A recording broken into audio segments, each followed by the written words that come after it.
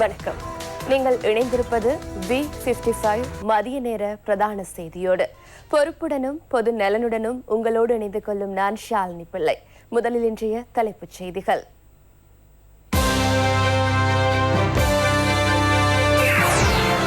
கௌதம புத்தரின் பிறப்பு, துறவரம், பரிநிர்வாணம் ஆகியன இடம்பெற்ற புனித வெசாக் பௌர்ணமி தினம் இன்று. நாடு முழுவதும் விசேட நிகழ்வுகள். முழு நாட்டிலும் தொடர்ந்தும் மழை, மண் சரிவு அபாய எச்சரிக்கையும் நீடிப்பு. பஸ்யால விபத்தில் 23 பேர் வைத்தியசாலையில். இலங்கை கிரிக்கெட் அணி மீது தாக்குதல் நடத்திய லாகூர் தீவிரவாதி கொல்லப்பட்டார். மணிப்பூரில் இரு குழுக்களுக்கிடையில் மோதல், வன்முறைகளை கண்டால் துப்பாக்கி சூடு நடத்த பாதுகாப்பு பிரிவுக்கு உத்தரவு.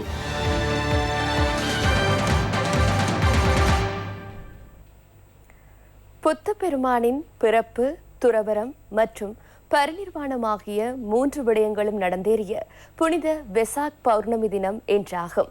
நாட்டின் பல பகுதிகளில் மழையுடன் கூடிய காலநிலை நிலவுகின்ற போதிலும் சகல விகாரைகளிலும் வெசாக் பௌர்ணமி தினத்தை முன்னிட்டு விசேட சமய நிகழ்வுகள் பல ஏற்பாடு செய்யப்பட்டுள்ளன.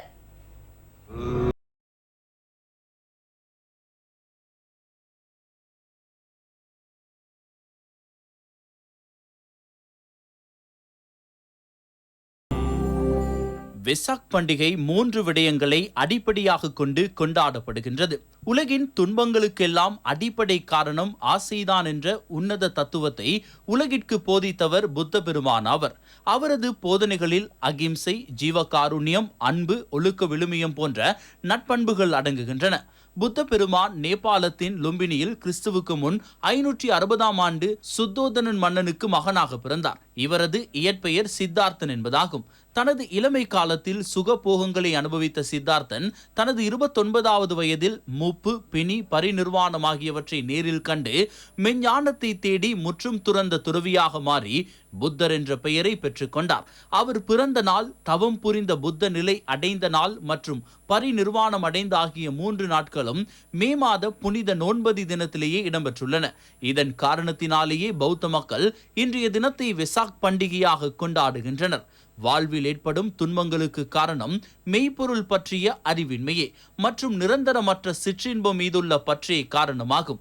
தியான வழி முறையினூடாக தெளிவை பெறுவதன் மூலம் அறியாமை எனும் இருள் நீங்கி மகிழ்ச்சியான வாழ்க்கையை நடத்த முடியும் என்பதையே கௌதம புத்தரின் போதனை எடுத்து எம்புகின்றது. வெசாக் பௌர்ணமி தினத்தை முன்னிட்டு சகல பகுதிகளிலும் தான நிகழ்வுகள் முன்னெடுக்கப்படுகின்றன. இம்முறை அரச வெசாக் உற்சவம் சிலாபம் மாதம்பே கெபெல்லேவெல ஸ்ரீ ரத்னஸ்ரீ பிரிவினா விகாரையை அடிப்படையாக வைத்து இடம்பெறுகிறது. சுயாதீன தொலைக்காட்சியின் செவனக்ரஸ் நிகழ்வும் குறித்த விகாரையை அடிப்படையாக வைத்தே முன்னெடுக்கப்படுகிறது. நேற்றைய தினம் பிரதமர் தினேஷ் குணவர்த்தன தலைமையில் அரச வெசாக் உற்சவம் குறித்த விகாரையை மையமாக வைத்து ஆரம்பிக்கப்பட்டது. குறித்த வெசாக் வலயம் நாளை மறுதினம் வரை இயங்கும். லக்கண்ட வானொலியின் வெசாக் வலயம் சுயாதீன தொலைக்காட்சியின் ஊடக வலையமைப்பின் பிரதான காரியாலயம் அமைந்துள்ள விக்ரமசிங்கபுரவை மையப்படுத்தி இன்றும் நாளையும் இடம்பெறுகின்றது. சுபோதாராம விகாரை, நகரசபை, முதியோர் மற்றும் சிறுவர் இல்லம், தலங்கம போலீஸ் நிலையம், விக்ரமசிங்க பொது அமைப்புகளின் ஒன்றியம் மற்றும் பிரதேச மக்களின் ஒத்துழைப்புடன் இந்த நடவடிக்கை முன்னெடுக்கப்படுகிறது. உலக வாழ் பௌத்த மக்களின் பிரதான சமய நிகழ்வான வெசாக் தினத்தையொட்டி ஜனாதிபதி, பிரதமர் உள்ளிட்டோர் தமது வாழ்த்து செய்திகளை அனுப்பியுள்ளனர். வெசாக் தினத்தை முன்னிட்டு ஜனாதிபதி ரணில் விக்ரமசிங்க விடுத்துள்ள வாழ்த்து செய்தியில், வரலாறு காணாத பொருளாதார நெருக்கடியை நாடு சந்தித்து வரும் இந்த சவாலான நேரத்தில் காலத்தால் அழியாத கௌதம புத்தரின் தத்துவம் ஆறுதலுக்கான வழியாக அமைந்துள்ளது என குறிப்பிட்டுள்ளார். இக்கட்டான காலகட்டத்தை கடந்து இயல்பு வாழ்க்கையை உருவாக்குவதற்கான சவாலை முறியடிக்க புத்தர் கூறியது போல ஒற்றுமையுடனும் நம்பிக்கையுடனும் ஒன்றிணைவது அவசியம். வளமான இலங்கையை மீண்டும் கட்டியெழுப்ப புத்தரின் போதனைகளின்படி அனைவரும் ஒத்துழைப்புடனும் ஒற்றுமையுடனும் அணி திரளுமாறு இந்த புனித நாளில் நான் கேட்டுக்கொள்கின்றேன் என ஜனாதிபதி தனது வாழ்த்து செய்தியில் குறிப்பிட்டுள்ளார்.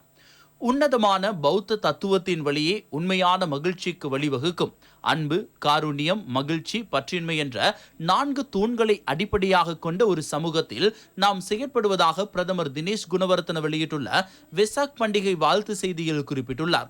புத்த தர்மம் சுட்டிக்காட்டிய முகாமைத்துவத்தை இன்று சமூகம் முகம் கொடுத்துள்ள நெருக்கடியான நிலையை சமநிலை கடந்து வருவதற்கு பயன்படுத்த முடியும் என பிரதமர் தெரிவித்துள்ளார். வெசாக் பண்டிகையை முன்னிட்டு வாழ்த்து செய்தி அனுப்பியுள்ள எதிர்க்கட்சித் தலைவர் சஜித் பிரேமதாச, புத்த பெருமானின் தர்மம் உலக உயிரினங்கள் அனைத்திற்கும் தனித்துவமிக்க கருணை நிரம்பிய தர்மமாகும் என குறிப்பிட்டுள்ளார். மனித இனம் முழுவதுக்கும் இணக்கமான நடைமுறையை வழிநடத்தும் தூய தர்மத்தால் ஈர்க்கப்பட்டு மனித நேயத்துடன் மனித நல்லிணக்கத்தை போற்றும் ஒவ்வொருவரும் இருந்தால் அவர்கள் பௌத்தத்தை உண்மையாக பின்பற்றுபவர்கள் என அவர் சுட்டிக்காட்டியுள்ளார். உலகின் மிகப்பெரிய தர்மத்தின் தஞ்சம் புகுந்து உன்னத குடிமக்களாக உலக உயிரினங்கள் மீது கருணை, பாசம் மற்றும் அன்புடன் மகத்தான வெசாக் நாட்களை கொண்டாடுவோம் என அவரது வாழ்த்து செய்தியில் குறிப்பிடப்பட்டுள்ளது. வெசாக் பௌர்ணமி தினத்தை முன்னிட்டு 988 சிறை கைதிகள் விடுவிக்கப்பட்டுள்ளனர். இவர்களில் 6 பேர் பெண்கள் என சிறைச்சாலை ஊடக பேச்சாளர் சந்தன ஏக்கநாயக்க தெரிவித்துள்ளார். අනුකරන ව්‍යවස්ථාවේ ජනාධිපතිතුමාට அரசியலமைப்பில் ஜனாதிபதிக்கு வழங்கியுள்ள அதிகாரத்திற்கு அமைய இன்றைய தினம் சிறைச்சாலையில் உள்ள கைதிகள் சிலருக்கு அரச பொது மன்னிப்பின் கீழ் விடுதலை வழங்கப்பட்டுள்ளது. 988 பேர் விடுவிக்கப்படுகின்றனர். நாட்டில் உள்ள சகல சிறைச்சாலைகளும் உள்ளடங்கும் வகையில் இந்நடவடிக்கை முன்னெடுக்கப்பட்டது. இவர்களில் 6 பேர் பெண்களாவர். இம்முறை 5 விடயங்களின் கீழ் பொது மன்னிப்பு வழங்கப்பட்டுள்ளது. சிறைச்சாலையில் 1 வருடமோ அல்லது அதன் பாதியோ இருந்த சிறை கைதிகளுக்கு 14 நாட்கள் பொது மன்னிப்பு வழங்கப்படும். சகல சிறை கைதிகளதும் தண்டப்பணம் ரத்து செய்யப்படும். தண்டப்பணம் செலுத்த முடியாது சிறையில் இருப்பவர்களுக்கு அவர்களின் தண்டப்பணம் ரத்தாகும். அவர்கள் விடுவிக்கப்படுவர். 18 வயதோ அல்லது அதனை விட குறைந்த வயதுடைய ஆயுள் தண்டனை பெற்றவர்களுக்கு சிறை தண்டனை 15 வருடங்களாக குறைக்கப்படும். அதேபோல் 40 வருடம் அல்லது 40 வருடத்திற்கும் மேற்பட்ட தண்டனை காலத்தை கொண்ட கைதிகள் 20 வருட காலம் சிறைவாசம் அனுபவித்திருப்பின் அவர்களுக்கும் மன்னிப்பு வழங்கப்படும். அதேபோல் போதைப்பொருள் குற்றச்சாட்டுக்காக தண்டப்பணத்தை செலுத்திய சிறை கைதிகள் தமது தண்டனை காலத்தின் அரைவாசியை பூர்த்தி செய்திருந்தால் அவர்கள் அதிகாரி ஒருவரின் கண்காணிப்பின் கீழ் சிறைச்சாலையிலிருந்து விடுவிக்கப்படுவர். அதேபோல் 5ஆம் மற்றும் 6ஆம் தேதிகளில் சிறை கைதிகளை பார்வையிட உறவினர்களுக்கு வாய்ப்பளிக்கப்பட்டுள்ளது. அவர்களுக்கு உணவளிப்பதற்கும் வாய்ப்பளிக்கப்பட்டுள்ளது. ඒ අනුව ඔවුන්ට ආහාර ලබා ගැනීමේ අවස්ථාව ලබා දීලා තියෙනවා. சிறு குற்றங்களுக்காக சிறை வைக்கப்பட்டிருந்த சிலர் வெசாக் பௌர்ணமி தினத்தை முன்னிட்டு பொது மன்னிப்பு வேலை திட்டத்தின் கீழ் விடுவிக்கப்பட்டனர். அதற்கமைய மாத்திரை சிறைச்சாலையிலிருந்து 10 பேர் விடுதலை செய்யப்பட்டனர்.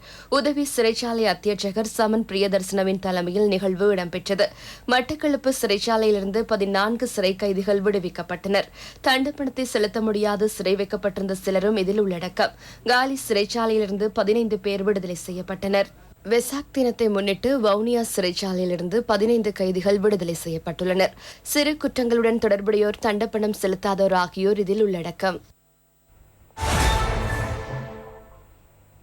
கொழும்பு கண்டி பிரதான வீதியின் பசியால கஜுகம பகுதியில் 2 பஸ்கள் ஒன்றோடு ஒன்று மோதியதில் 23 பேர் காயமடைந்தனர்.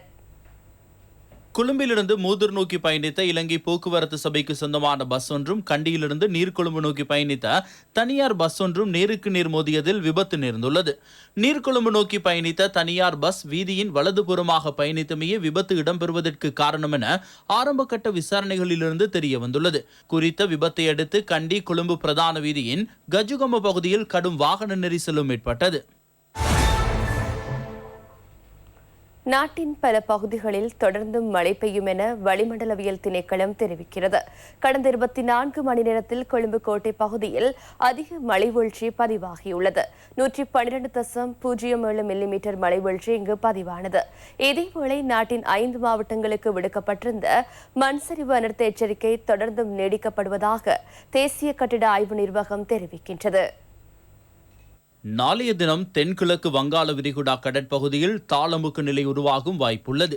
இந்த காற்றழுத்த தாழ்வு படிப்படியாக தாளமுக்கமாக உருவாகும் என்பதால் வங்காள விரிகுடாவை அண்மித்த கடற்பகுதிகளில் மீனவ மற்றும் கடற்றொழில் செயற்பாடுகளில் ஈடுபடுகின்றவர்கள் மிகுந்த அவதானத்துடன் இருக்க வேண்டும் என வளிமண்டலவியல் திணைக்களம் தெரிவிக்கிறது. நாட்டை சூழ தற்போது தாளமுக்க நிலை காணப்படுகிறது. இதனால் நாட்டின் மேல், சபரகமுவ, வடமேல் மற்றும் தென் மாகாணங்களில் நேற்றிரவு பெய்ததை போன்று தொடர்ந்து மழை வீழ்ச்சி பதிவாகும் என நாம் எதிர்பார்க்கின்றோம். இதற்கு மேலதிகமாக கிழக்கு மற்றும் வடக்கு பகுதிகளில் கரையோர பிரதேசங்களில் மழை பெய்து வருகிறது. நாட்டின் மத்திய, வடமத்திய ஆகிய மாகாணங்களில் மாலை அல்லது இரவு வேளையில் ஆங்காங்கே மழை அல்லது இடியுடன் கூடிய மழை பெய்வதற்கான சாத்தியம் உள்ளது. விசேடமாக ஆறுகளை அண்மித்து வாழ்கின்றவர்களும் மண் சரிவு அபாயமிக்க பகுதிகளில் வாழ்கின்றவர்களும் இது தொடர்பில் மிகுந்த கவனத்துடன் செயற்பட வேண்டும். மேல் மற்றும் தென் கடல் பிராந்தியங்களில் காற்றானது மணிக்கு 40 முதல் 50 கிலோமீட்டர் வேகத்தில் வீசக்கூடும். இதனால் அந்த கடல் பகுதிகளில் சற்று கொந்தளிப்பாகவும் இருக்கும். இது தொடர்பில் மீனவர்களும் கடற்றொழில் சார்ந்தவர்களும் மிகுந்த அவதானத்துடன் செயற்பட வேண்டும். நாட்டின் 5 மாவட்டங்களுக்கு விடுக்கப்பட்டிருந்த மண் சரிவு அனர்த்த எச்சரிக்கை மேலும் நீடிக்கப்படுவதாக தேசிய கட்டிட ஆய்வு நிர்வாகம் தெரிவிக்கிறது. பதுளை, காலி, கெகாலை, மாத்தளை மற்றும் மாத்தறை ஆகிய மாவட்டங்களுக்கு குறித்த மண் சரிவு அபாய எச்சரிக்கை விடுக்கப்பட்டுள்ளது. கட்டுநாயக்க பகுதியில் பெய்த கனமழை காரணமாக கட்டுநாயக்க பண்டாரநாயக்க சர்வதேச விமான நிலையத்திற்கு தரை இறங்குவதற்காக வருகை தந்த 2 விமானங்கள் மத்தள விமான நிலையத்திற்கு திருப்பி அனுப்பப்பட்டது. கட்டுநாயக்கவை அண்மித்த பகுதியில் காலநிலை சீரானதன் பின்னர் குறித்த விமானங்கள் மீள பண்டாரநாயக்க சர்வதேச விமான நிலையத்திற்கு வருகை தந்தன. காலியை அண்மித்த பகுதிகளில் 91 மில்லிமீட்டருக்கும் அதிக மழை வீழ்ச்சி பதிவாகிய நிலையில் தாழ் நிலங்கள் பல நீரில் மூழ்கியுள்ளன. மீரிகம தவளம்பிட்டிய பகுதியில் மண்மேடு சரிந்து விழுந்ததில் வீடொன்று முற்றாக சேதமடைந்துள்ளது. பாரிய கட்பாறைகள் வீட்டின் மேல் விழுந்துள்ளன. அங்குள்ள மேலும் சில வீடுகளுக்கும் இந்த அபாயம் நிலவுவதாக தெரிவிக்கப்படுகிறது. நுவரெலியா ஹப்புத்தளை பிரதான வீதியில் கெப்பட்டிபொல ஏரபத்த பகுதியில் பாரிய மண்மேடு சரிந்து விழுந்ததில் அவ்வீதியூடான போக்குவரத்து முற்றாக பாதிக்கப்பட்டுள்ளது. தற்போது அப்பகுதியில் கனமழை பெய்து வருகிறது. பதுளை மாவட்டத்தில் பெய்து வரும் கனமழை காரணமாக நேற்றைய தினம் பண்டாரவளை பகுதியிலிருந்து அட்டாம்பிட்டிய செல்லும் பிரதான பாதையில் மரங்கள் முறிந்து விழுந்ததால் அதன் ஊடான போக்குவரத்து பாதிக்கப்பட்டது. நகரசபை அதிகாரிகள் தற்போது வீதியிலிருந்து மரங்களை அப்புறப்படுத்தி போக்குவரத்தை வழமைக்கு கொண்டு வந்துள்ளனர். உள்ளூராட்சி தேர்தலில் போட்டியிடும் அரசு ஊழியர்கள் அடுத்த வாரம் முதல் மீள பணிக்கு செல்ல வாய்ப்பு வழங்கப்பட்டுள்ளதாக ராஜாங்க அமைச்சர் ஜானக வக்கும்புர தெரிவித்துள்ளார். ராஜ்‍ය අර්ධ රාජ්‍ය சேவையே விசால பிரிசாக் நாம யோஜனா அரசு மற்றும் அரை அரசு நிறுவனங்களில் அதிகமானோர் வேட்புமனு தாக்கல் செய்துள்ளனர். நாம் மார்ச் 9ஆம் தேதி முதல் ஏப்ரல் 25ஆம் தேதி வரை அவர்களுக்கு அடிப்படை சம்பளத்தை வழங்க நடவடிக்கை எடுத்தோம். அதேபோல் கால வரையறையின்றி தேர்தல் ஒத்திவைக்கப்பட்டுள்ளதால் பிரதமரினால் மீண்டும் ஒரு முறை அமைச்சரவை பத்திரம் ஒன்று தாக்கல் செய்யப்பட்டது. தேர்தல்கள் ஆணைக்குழுவின் பரிந்துரைகளுக்கு அமைய உள்ளூராட்சி தேர்தலில் போட்டியிடுகின்றவர்களுக்கு அவர்கள் போட்டியிடும் உள்ளூராட்சி மன்றங்களுக்கு வெளியில் நியமனங்களை வழங்கி அவர்களை மீள அரசு சேவையில் இணைத்துக் கொள்ளும் வகையில் இந்த பத்திரம் சமர்ப்பிக்கப்பட்டது. அதனால் அவர்களுக்கு சம்பளம் மற்றும் ஏனைய கொடுப்பனவுகளை பெற்றுக் கொள்ள முடியும். இதற்கு அமைச்சரவையின் அனுமதியும் கிடைத்தது. இதற்கான சுற்றுநிருபத்தை எமது அமைச்சின் செயலாளர் தயாரித்து தேர்தல்கள் ஆணைக்குழுவுக்கு அனுப்பினார்.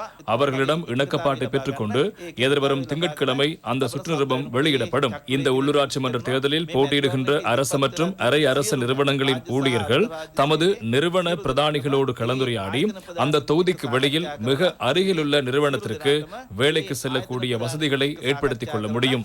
ඒ බලපදේශයෙන් පිටට කිට්ටුම තැන එයාට සේවයට වාර්තා කරන්න පුළුවන්. இத்துடன் V55 மதிய நேர பிரதான செய்தி அறிக்கை நிறைவு பெறுகின்றது. எமது அடுத்த பிரதான செய்தியினை இரவு 6:55 எதிர்பாருங்கள். வணக்கம்.